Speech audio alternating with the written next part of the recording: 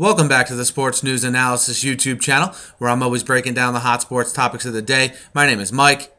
I'm continuing my 2013 NFL Draft coverage with the needs analysis for the San Francisco 49ers, who have 12 overall picks as of now in the upcoming draft, and that's not counting the pick they're expected to get from the Chiefs for Alex Smith, which will be the 34th pick overall, and also some compensatory picks as well that they're expected to get. So the 49ers could have upwards of 15 picks in the upcoming draft. They have the number 31 pick overall in the first round, and then also the number 34 pick, which they'll get from the Saints for Alex Smith. So certainly a busy draft day for Trent Baalke and the San Francisco 49ers front office. I think they use some of these picks as trade bait to get proven starters at the NFL level already. I can't see them picking 15 players to add to their roster, which is already breath with talent, as it's pretty obvious when you watch this team play.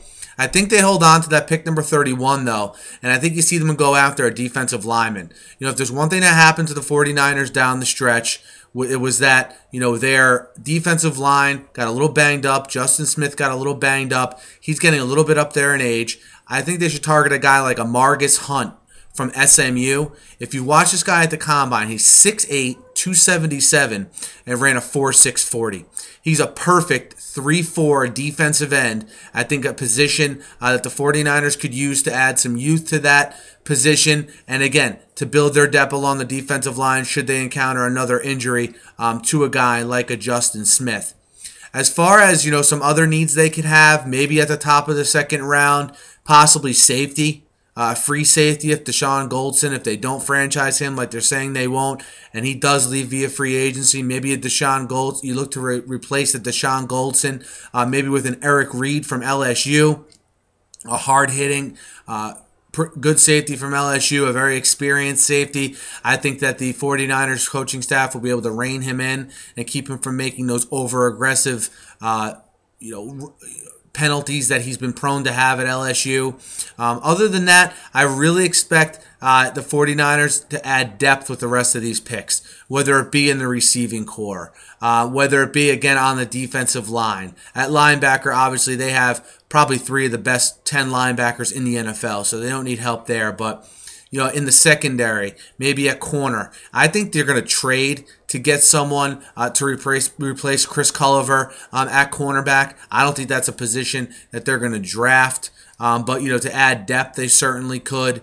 Do they feel like they need another slot receiver? Maybe they trade for a Percy Harvin. I think that the story of the 49ers offseason is not going to be so much who they draft with these 14, 15 some odd picks, but how they use these picks to position themselves to trade for some quality NFL talent.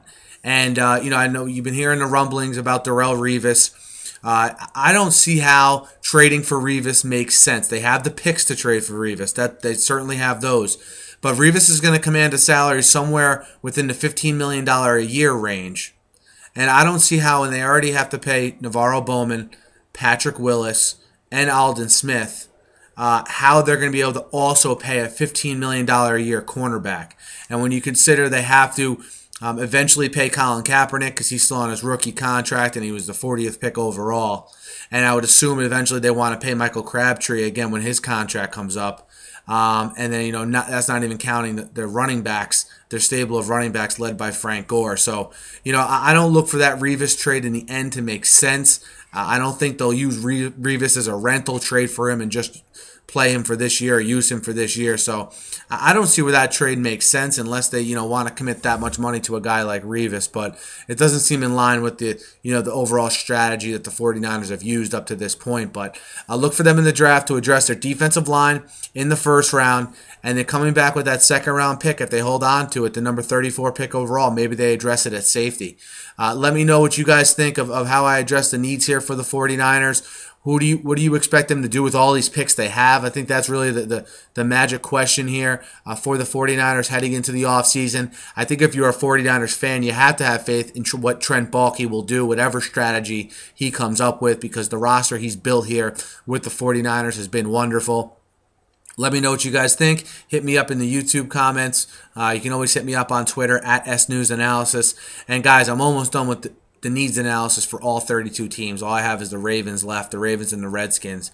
So subscribe to my channel here, guys. I'll be doing NFL videos all throughout the offseason and covering all sports here on my YouTube channel. You subscribe to my channel, you'll get all of my videos uploaded to your feed as I upload them to YouTube.